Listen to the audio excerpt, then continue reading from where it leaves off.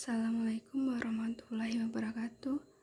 Perkenalkan, saya Siti Muflikatin dari Teknik Informatika Universitas Khairul Ternate. Di sini saya akan menjelaskan tugas saya yang berjudul Pemrograman Prosedural dan Pemrograman Berorientasi Objek atau disebut OOP.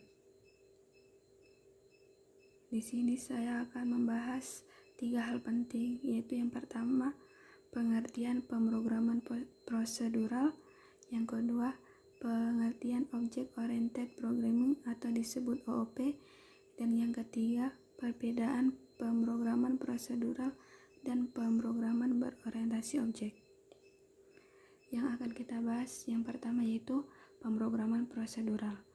Pemrograman prosedural adalah pemrograman yang dilakukan dengan memberikan serangkai perintah yang berurutan.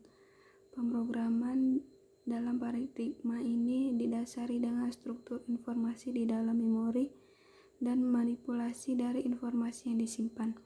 Kata kunci yang sering digunakan dalam paradigma ini adalah algoritma ditambah struktur data, yang dimana algoritma adalah susunan langkah-langkah untuk menyelesaikan masalah. Sedangkan struktur data adalah cara menyimpan atau merepresentasikan data ke dalam komputer agar dapat digunakan secara efisien. Jadi algoritma ditambah struktur data sama dengan program. Yang kedua yaitu pemrograman berorientasi objek. Pemrograman berorientasi objek atau disebut Object Oriented Programming adalah pemrograman yang diselesaikan dengan cara membagi persoalan ke dalam unit-unit kecil. Unit-unit kecil itu disebut objek. Paradigma pemrograman berdasarkan konsep atau disebut objek yang dapat berisi data dalam bentuk file atau dikenal juga sebagai atribut serta kode dalam bentuk atau prosedur dikenal juga sebagai metode. Semua data dan fungsi ini di dalam paradigma ini dibungkus dalam kelas-kelas atau objek-objek. Bandingkan dengan logika pemrograman terstruktur.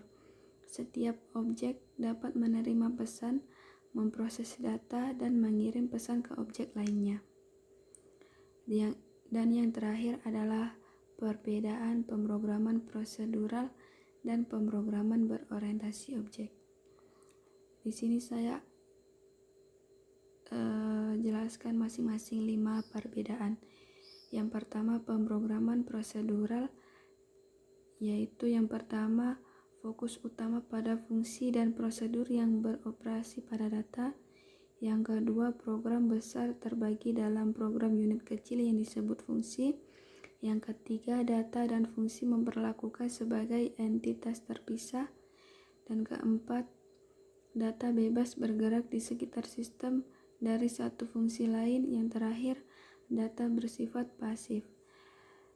Dan pemrograman berorientasi objek, perbedaannya ada 5 juga. Yang pertama, menekankan pada data yang sedang beroperasi dan tidak fungsi atau prosedur.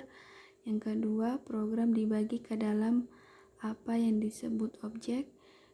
Yang ketiga, data dan fungsi diberlakukan sebagai entitas terpisah. Yang keempat, data tersembunyi dan tidak dapat diakses oleh fungsi eksternal. Dan yang terakhir, objek-objek dalam OOP bersifat aktif. Dan sekian yang bisa saya sampaikan. Saya akhiri. Wassalamualaikum warahmatullahi wabarakatuh.